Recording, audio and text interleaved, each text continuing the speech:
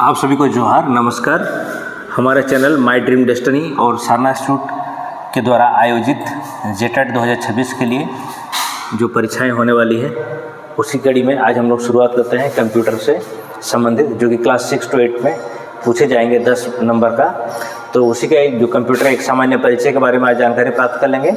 तो आज हम लोग जानते हैं कंप्यूटर क्या है। जैसे आप लोगों को पता है ऑलरेडी, कंप्यूटर की इलेक्ट्रॉनिक मशीन है, ठीक है, जिसमें हम लोग क्या करते हैं, डेटा या सूचनाओं को प्रोसेस करते हैं और उसको हम लोग स्टोरेज में रख सकते हैं और जब चाहे हम उससे डाटा इन्फॉर्मेशन को हम लोग निकाल सकते हैं। तो ये कैसे काम करता है, यानी कंप्यूटर के अंदर में डेटा, ये इन्फॉर्मेशन कैसे स्टोरेज रह सकता है, इसके बारे में थोड़ी जानकारियों को प्राप्त करेंगे।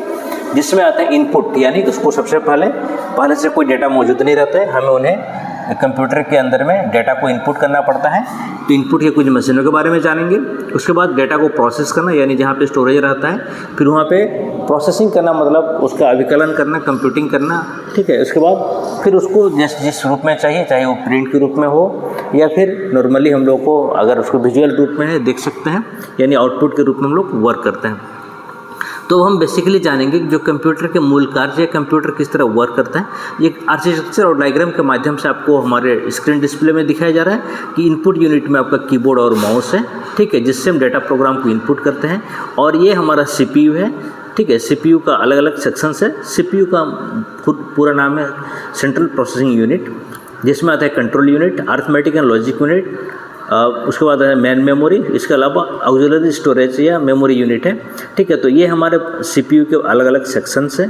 और उसके बाद आप आउटपुट यूनिट में जहाँ पे प्रिंटर या मॉनिटर के माध्यम से आप, ठीक है, रिजल्ट को देख सकते हैं, ठीक है। फाइनल रिजल्ट हम लोग प्रिंटर के माध्यम से देखते हैं और इंटरमीडिएट रिजल्ट हम लोग मॉनिटर के माध्यम से देख सकते हैं, ठीक है। चलिए अब हम लोग जानते हैं कि ये मेमोरी यूनिट के बाद आते हैं कंप्यूटर घटक।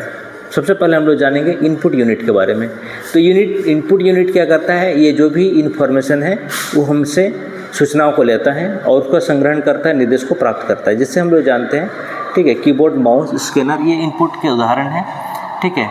इसके अलावा दूसरा है CPU, सेंट्रल प्रोसेसिंग यूनिट। इसका काम है प्रोसेस करना, यानी नियंत्रण करना, यानी वांछित सूचनाओं को जहाँ से मांगा जा रहा है वहाँ तक सूचनाओं को पहुँचाना या उसका एनालिसिस करना और विश्लेषण करना। तो CPU के 3 अलग अलग भाग हैं, जिसे हमने पहले के आपको इमेज में बताया था कि अरिथमेटिक एंड लॉजिक यूनिट, इसका काम है गणना करना या तर्क करना।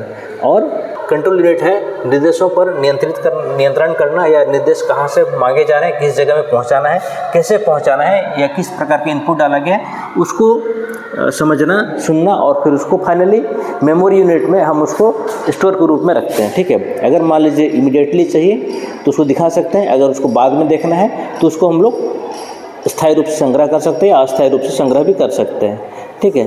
इसके बाद हम लोग आते हैं आउटपुट यूनिट। जो भी प्रोसेस किया हुआ डाटा जो CPU के द्वारा किया जाता है उसको हम लोग दिखा सकते हैं, ठीक है, मॉनिटर के रूप में, प्रिंटर के रूप में और स्पीकर के रूप में। यानी अगर हमें प्रिंटेड फॉर्म में चाहिए तो हमें उपयोग करना पड़ेगा प्रिंटर का। अगर हमको खाली विजुअल रूप में चाहिए तो हम लोग उपयोग करेंगे मॉनिटर का। अगर उसको हम ऑडियो के रूप में सुनेंगे तो हम स्पीकर का उपयोग कर सकते हैं। तो ये 3 अलग अलग आउटपुट के यूनिट्स हैं, ठीक है। तो आप इसमें कुछ ट्रिक्स दिया गया है। ALU सोचता है, CPU कंट्रोल करता है और मेमोरी याद रखती है। एकदम साधारण भाषा में है। चलिए, तो हम लोग क्या करते हैं कि कंप्यूटर के सभी भाग जिन्हें हम देख सकते हैं, छू सकते हैं, उसको हम लोग बोलते हैं हार्डवेयर, ठीक है। जैसे कीबोर्ड, मॉनिटर, CPU, ये सब इनपुट और आउटपुट डिवाइस हमारे हार्डवेयर के हिस्सा हैं। तो हार्डवेयर जिसको छू सकते हैं या महसूस कर सकते हैं, काफ़ी आसान है। अब हम लोग जानेंगे कंप्यूटर की विशेषताएं। कंप्यूटर की क्या क्या विशेषताएं हैं, जिसे कोई व्यक्ति जो बहुत अच्छा से जानता है, कोई उसके पास ज़्यादा नॉलेज है, ज़्यादा चीज़ों को विश्लेषण करके सही उत्तर देता है, त्वरित निर्णय लेता है, उसको हम लोग कंप्यूटर की संज्ञा देते हैं।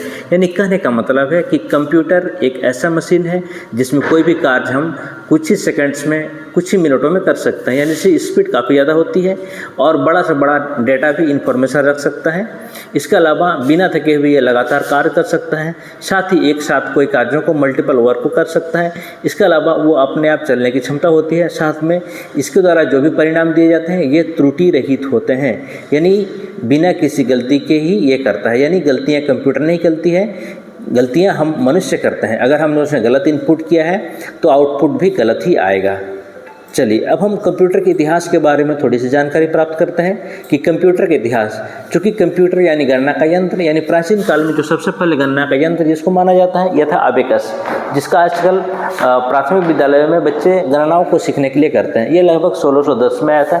इसके अलावा नेपियर बोन्स आया था, ठीक है, इसमें भी हड्डियों के साथ बना हुआ यंत्र था जिससे गुणा और भागा के लिए इसका उपयोग किया जाता था। ये लगभग 1617 में आया था और 1642 में पास्कल के द्वारा, ब्लेज पास्कल के द्वारा सबसे पहले कैलकुलेटर का उपयोग किया गया था, यानी सभी चीज़ें गणना के लिए ही उपयोग की जा रही थी, ठीक है, इसीलिए इसको कंप्यूटर के इतिहास के अंतर्गत रखा गया था।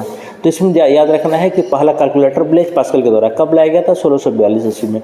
फिर बाद में ब्लेज पास्कल के द्वारा बनाए गए कैलकुलेटर को थोड़ा सा मॉडिफाई किया गया और लिबनिज कैलकुलेटर 1671 में आया है। गॉडफ्रे विल्हेम लिबनिज के द्वारा शुरुआत किया गया, जो स्टेप रिंकर के नाम से जाना जाता था, ठीक है, उसका दूसरा नाम ये पास्कल का ही मॉडिफाइड रूप था। अब हम लोग जानते हैं आगे के स्लाइड में कि इसके इतिहास के क्रम में अब दो इंजन आते हैं, एक है एनालिटिकल इंजन और डिफरेंस इंजन। ये दोनों इंजन का आविष्कार चार्ल्स बेबेज के द्वारा किया गया था। डिफरेंस इंजन जो 1822 में आया था और एनालिटिकल इंजन जो 1837 में आया था, ठीक है। तो डिफरेंस इंजन का कार्य क्या था, ये तालिकाओं की गणना कर सकता था और भाप से चलने वाला यांत्रिक यंत्र था। और वहीं एनालिटिकल इंजन एक सामान्य कंप्यूटर की तरह पहले डिजाइन किया गया था। ये मैकेनिकल कंप्यूटर यानी काफ़ी बड़ा भारी भरकम मशीन था जिसके द्वारा ये हम लोग उपयोग करते थे। क्योंकि चार्ल्स बेबेज ने सबसे पहले एक आधुनिक रूप में, ये 18वीं शताब्दी के 1837 के आसपास की, ठीक है। तो चार्ल्स बेबेज ने सबसे पहले एक कल्पना किया कि आने वाले भविष्य में ऐसी ही मशीनें आ सकती है। उन्होंने दो इंजन बना के गणनाओं को और ज़्यादा तीव्र गति से सुलझाना शुरू किया। इसीलिए आज भी हम लोग चार्ल्स बेबेज को फादर ऑफ कंप्यूटर के नाम से जानते हैं। चलिए इन्हीं के मशीन को आगे बढ़ाते हुए एलन ट्यूरिंग के द्वारा ट्यूरिंग मशीन 1936 में हुआ, जिसमें कंप्यूटर विज्ञान का सैद्धांतिक मॉडल के रूप में अपनाया गया। बाद में हार्वर्ड मार्क के द्वारा 1944 में एक मशीन का आविष्कार किया गया जो हार्वर्ड आइकॉन या IBM के द्वारा शुरू किया गया। ये पहला इलेक्ट्रोमैकेनिकल कंप्यूटर था जिसका उपयोग द्वितीय विश्व युद्ध के समय में किया गया। वैसे ही एनिकेट जो कि 1946 में आया था, इसके आविष्कारक थे जॉन मैकली और JP इकॉट। ये पहला इलेक्ट्रॉनिक सामान्य प्रयोजन के लिए कंप्यूटर था, यानी ये बोल सकते हैं कि पहला इलेक्ट्रॉनिक कंप्यूटर जो कि आया था 1946 में, एनिक पहला इलेक्ट्रॉनिक कंप्यूटर था। इसके बाद आता है एक स्टोर्ड प्रोग्राम वाला बनाने वाला पहला प्रस्ताव दिया गया था एडवेक के द्वारा, जिसका जॉन वॉन न्यूमैन के द्वारा 1947 में आया था, ठीक है। इसके बाद फिर कुछ कंप्यूटर्स आते हैं जिसमें एडसेक आता है जो मॉरिस विल्सन के द्वारा, ठीक है। ये स्टोर्ड प्रोग्राम के कॉन्सेप्ट के आधार पर ये काम कर रहा था, ये 1950 में। यानी जब 1950 के बाद काफ़ी तेज़ी से या 1940 के बाद तेज़ी से कंप्यूटर का आविष्कार होने लगा, नई नई मशीनें आने लगी और काफ़ी ज़्यादा इसमें डिज़ाइन और डेवलपमेंट होना शुरू हुआ। वैसे जॉन मैकली और JP इकॉट के द्वारा यूनिवेक 1 के नाम से पहला व्यावसायिक कंप्यूटर आया। यानी क्वेश्चन अगर आते हैं कि पहला इलेक्ट्रॉनिक कंप्यूटर कौन था, वो था एनिक, और पहला व्यावसायिक कंप्यूटर था यूनिवेक, ठीक है, यूनिवेक 1 1951 में। तो यहाँ से कंप्यूटर की बिक्री शुरू हुई और इसका गणना में प्रयोग किया गया और व्यावसायिक रूप से उपयोग किया गया। तो ये सब जितने सारे हैं ये एल्गोरिदम बेस में काम करते हैं और इतने सारे पहला एल्गोरिदम जो डाटा है, आगे हम लोग एल्गोरिदम कैसे काम करता है उसके बारे में भी हम लोग चर्चाएं करेंगे, ठीक है। फिलहाल जान के देखिए एडा लवलेस के द्वारा सबसे पहला एल्गोरिदम आया था, ठीक है, जो प्रोग्रामिंग की जननी थी और प्रोग्रामिंग के सारी चीज़ इसी के आधार पर काम करते हैं। तो एनालिटिक इंजन के लिए उन्होंने सबसे पहला एल्गोरिदम लिखा, ठीक है। उसके बाद है माइक्रो प्रोसेसर एक इंटेल आधारित चिप थी, ठीक है, जिसमें कंप्यूटर का मस्तिष्क समाहित था। जिस आज इतना तीव्र गणना चाहे वो हमारे मोबाइल करता हो या कंप्यूटर करता हो, यह संभव है इन माइक्रो प्रोसेसरों की वजह से। जिसकी माइक्रो प्रोसेसर की क्षमता जितनी स्पीड होती है उतना फास्ट वो सिस्टम काम कर सकता है। चलिए अब हम आगे पढ़ते हैं कंप्यूटर की पीढ़ियों के बारे में।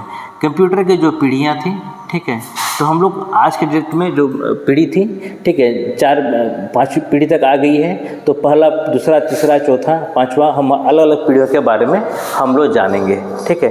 देखिए पहला पीढ़ी जो नीचे में आपको दिखा रहा है ट्रांजिस्टर, ठीक है।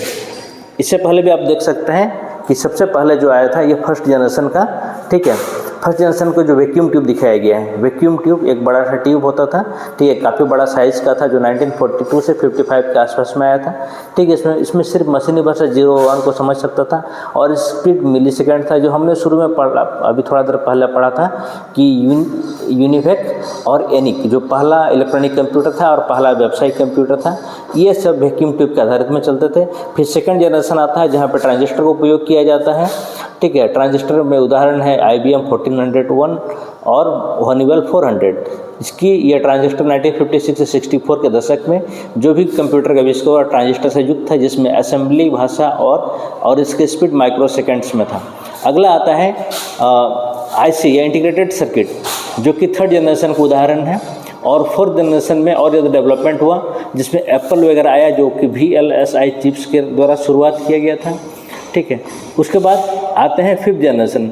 फिफ्थ जनरेशन में अगर हम बात करेंगे, चूँकि अभी AI का ज़माना, तो 1990 के बाद जो नैनो टेक्नोलॉजी आई, मशीन लर्निंग आया, जिसका ऑपरेशनल स्पीड काफ़ी स्पीड हो गया, ट्रिलियंस सेकंड में शुरुआत हुआ, जिससे कारण सुपर कंप्यूटर आए, ठीक है, या अन्य टेक्नोलॉजी का उपयोग हुआ। ये सारे फिफ्थ जनरेशन के उदाहरण हैं। यहाँ से क्वेश्चंस ये पूछे जाएंगे, वैक्यूम ट्यूब कंप्यूटर के किस जनरेशन में शुरुआत किया गया? इसका उत्तर रहेगा फर्स्ट जनरेशन। अगर पूछा जाए कि ट्रांजिस्टर कब शुरुआत किया गया, तो इसका उत्तर रहेगा सेकंड जनरेशन। अगर पूछा जाएगा कि VLSI चिप्स का उपयोग कब किया गया, IC, ठीक है, VLSI IC का उपयोग किया गया फोर्थ जनरेशन में। वही अगर AI वर्तमान में है, इसका अलग अलग है। तो यहाँ पे आपको अलग अलग दिया गया। फर्स्ट जनरेशन में आकार में बड़ा था, सेकंड जनरेशन में थोड़ा सा चेंज हुआ, थर्ड में और चेंज हुआ, और फिफ्थ में स्मार्ट कंप्यूटर चिप आया। तो ये सब हम लोग जाने आज कंप्यूटर क्या है, कंप्यूटर की इनपुट और आउटपुट डिवाइसेस क्या है, ठीक है, कौन कौन सा पहला कंप्यूटर था, ठीक है। इसके अलावा कंप्यूटर के पीढ़ियों के बारे में जाने। तो वैसे ही इंटरेस्टिंग वीडियो को जानने के लिए या कंप्यूटर से संबंधित जानकारियों को प्राप्त करने के लिए हमारे चैनल्स को लाइक कीजिए, सब्सक्राइब कीजिए, और कमेंट सेक्शन में जो भी आपको लगे आप कमेंट कर सकते हैं। और हमारे चैनल से बने रहने के लिए आपको बहुत बहुत धन्यवाद। Thank you.